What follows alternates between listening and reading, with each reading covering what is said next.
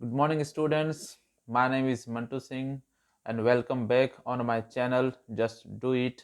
आज मैं आप लोगों को syllabus of English class 10th का ऑब्जेक्टिव 40 मार्क्स का जो एग्ज़ाम होता है आप लोगों का क्लास 10th के इंग्लिश एग्ज़ाम में कैसे क्वेश्चन पूछे जाते हैं। 40 नंबर का तो होता है, ये सबको पता है, लेकिन 40 नंबर में क्या क्या पूछे जाते हैं वो मैं आज आपको बताऊंगा। याद रखिएगा, सिलेबस जानना काफ़ी ज़रूरी है। यदि आप सिलेबस को अच्छे से नहीं समझते हैं तो आपकी तैयारी गलत हो सकती है। इसलिए इस सिलेबस को अच्छे से समझिएगा क्योंकि सिलेबस काफ़ी इम्पॉर्टेंट होता है, ठीक है ना। 40 नंबर पता है कि आएंगे, लेकिन 40 में क्या क्या पूछे जाते हैं, उसमें ग्रामर कितना रहता है, उसमें पैसेज कितना रहता है, किताब के क्वेश्चन आंसर कितने आते हैं, ये मैं सारे बात आज मैं इस वीडियो में आपको बताऊंगा। तो ध्यान से सुनिएगा सभी चीज़ों को, ठीक है ना। तो जैसा कि आप देख रहे हैं, पहला नंबर पे लिखा हुआ है, पहला नंबर पे लिखा हुआ है पैसेज। कितना मार्क्स का पूछेगा? 5 मार्क्स का, ठीक है ना। ये पहला पैसेज है, याद रखिए। ये जो पैसेज है, ये पैसेज किताब का नहीं होता है, किताब के बाहर का होता है, ठीक है ना। और वो 5 नंबर का पूछेगा, एक एक नंबर करके 5 क्वेश्चन होंगे और पांचों का आपको उत्तर देना है। और याद रखिए, ये पैसेज आउट ऑफ बुक होता है, ये आपके बुक का नहीं होता है, ठीक है ना। दूसरे नंबर पे आते हैं, दूसरा में भी पैसेज है और ये पैसेज भी आपके बुक का नहीं है और ये भी 5 नंबर का पूछा जाता है। तो पाँच पाँच कितने हो गए? 10 हो गए, ठीक है ना। और ये 10 आपके बुक का हिस्सा नहीं है, यानी कि ये अनसीन पैसेज हैं जो पूछे जाएंगे आपके एग्जाम में, ऑब्जेक्टिव एग्जाम में, 10 नंबर के। तो 1 नंबर और 2 नंबर में देख लीजिए, दोनों में पैसेज है 10 नंबर का। अब आते हैं 3 नंबर पे, ठीक है ना। 3 नंबर में लिखा हुआ है ग्रामर, ठीक है ना। तो ग्रामर क्या है? आपको 10 मार्क्स के पूछे जाएंगे। उसमें क्या क्या पूछे जाएगा मैं आपको बताता हूँ। मॉडल्स पूछे जाएंगे, जैसे can, could, may, must, should, would, might, use to, ये सब पूछे जाते हैं, ठीक है ना। टाइम एंड टेंस भी पूछे जाते हैं, उसमें आपको वर्ब का ज्ञान होना चाहिए। नरेशन भी पूछे जाते हैं, जैसे कि डायरेक्ट से इनडायरेक्ट कैसे बनाते हैं। वॉइस भी पूछे जाते हैं। ये जो 10 मार्क्स के ग्रामर आएंगे, यही चारों चैप्टर। और क्लाउज भी आते हैं। क्लाउज जैसे कि WH वर्ड का प्रयोग कहाँ और कैसे करते हैं, जैसे कि हाउ का प्रयोग कब होता है, व्हेन का प्रयोग कब होता है, हु का प्रयोग कब होता है, व्हाट का प्रयोग कब होता है। तो ग्रामर में टोटल नंबर कितने रहेंगे? 10 मार्क्स के पूछे जाएंगे।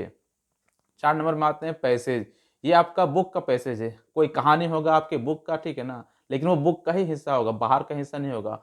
बुक में से कोई कहानी को चुनेंगे और उसमें से एक पैसेज देंगे, उस पैसेज से 8 मार्क्स पूछे जाएंगे, जो आपके किताब का हिस्सा है, ठीक है ना, वो बाहरी हिस्सा बिल्कुल नहीं है, ठीक है ना। तो किताब का ही कोई पैसेज होगा जिससे 8 नंबर पूछे जाएंगे, ठीक। अब आते हैं नंबर 5 पे। ये भी पैसेज, लेकिन ये पैसेज पोयम का होगा। ऊपर वाला जो पैसेज है वो बुक का है, कहानी का है, कहानी, ठीक है ना। लेकिन ये जो पैसेज है ये पोयम का होगा और पोयम में से 6 नंबर पूछे जाएंगे, 6 क्वेश्चन पूछे जाएंगे। उसमें आपको 6 नंबर लाना है। कोई भी पोयम हो सकता है, ठीक है ना। फायर एंड आइस, ठीक है ना। Dust of snow, the ball poem, कुछ भी पोयम हो सकता है। द पोयम 6 ही नंबर के पूछे जाएंगे, 7, 8, 9 ऐसे नहीं पूछे जाते, ठीक है ना।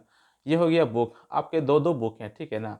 तो दोनों बुक मिला करके इसमें भी बुक का जो क्वेश्चन है, संख्या है, वो 6 ही मार्क्स है टोटल, ठीक है ना। यदि आप यहाँ से जोड़ें 4 नंबर से, 4, 5, 6, तो ये आपका टोटल बुक का हिस्सा है, ठीक है ना।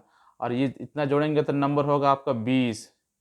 और ग्रामर हो गया 10, यानी कि 30। और जो बाहर से 2 पैसेज पूछे जाए उसमें भी 10, यानी कि टोटल कितने हो गए? 40। तो आपका एग्जाम में ऐसे 40 नंबर का पूछा जाएगा, ठीक है ना। तो सिलेबस जानना बहुत ही ज़रूरी है, ताकि आपको पता चले कि सर जो 2 बुक है हमारे इंग्लिश के, उसमें से कितने नंबर पूछे जाएंगे। तो उसमें से मात्र 20 नंबर के पूछे जाएंगे, ठीक है। और ग्रामर जो है वो आपको 10 नंबर के पूछे जाएंगे। और पैसेज जो आउट ऑफ बुक होते हैं, जिसको हम लोग अनसीन पैसेज बोलते हैं, वो भी 10 नंबर के पूछे जाएंगे। तो ये रहा टोटल आपका 40, ठीक है ना। यदि ग्रामर आप लोग नहीं पढ़े हैं तो कोई दिक्कत की बात नहीं है। आपके एग्ज़ाम से पहले ही मैं सारे वीडियो ऑनलाइन बना करके अपने चैनल पे डालता रहूँगा और आप उसे आसानी से देख करके सीख सकते हैं। इसलिए मैं कहता हूँ कि मेरे चैनल को फॉलो करते रहिए।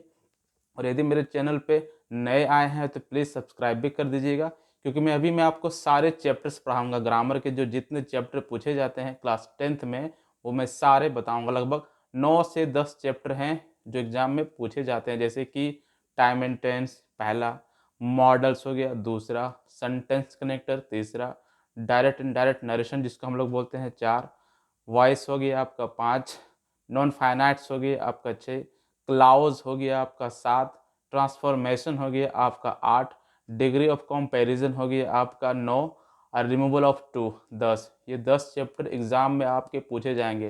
तो ग्रामर ऐसा चीज़ है जो आपको प्रैक्टिस करना होगा, सीखना पड़ेगा। ग्रामर आप नहीं रट सकते हैं, क्वेश्चन आंसर तो आप रट सकते हैं, लेकिन ग्रामर रटने का चीज़ नहीं है, वो समझने का चीज़ है। तो उसको पढ़ना होगा आपको और समझना होगा। अगर समझ जाते हैं तो कोई दिक्कत नहीं है। याद रखिए 10 में जितने भी चैप्टर है वो काफ़ी आसान होते हैं। जब मैं आपको पहला चैप्टर पढ़ाऊँगा ग्रामर का तो आप देखिएगा, आप बोलेंगे सर वाक़ई ये काफ़ी ईज़ी है, काफ़ी आसान है और आसानी से बनता भी है। तो यही था आप लोगों का सिलेबस क्लास 10th के इंग्लिश का जो ऑब्जेक्टिव में पूछे जाएँगे आपको। यदि ये वीडियो आपको पसंद आया है तो प्लीज़ मेरे चैनल को सब्सक्राइब कर दीजिएगा, ठीक है ना? बेल आइकन भी दबा दीजिएगा, क्योंकि मैं नेक्स्ट ही बहुत जल्द एक वीडियो बनाऊँगा आपके ग्रामर के चैप्टर के ऊपर, ठीक है? Thank you.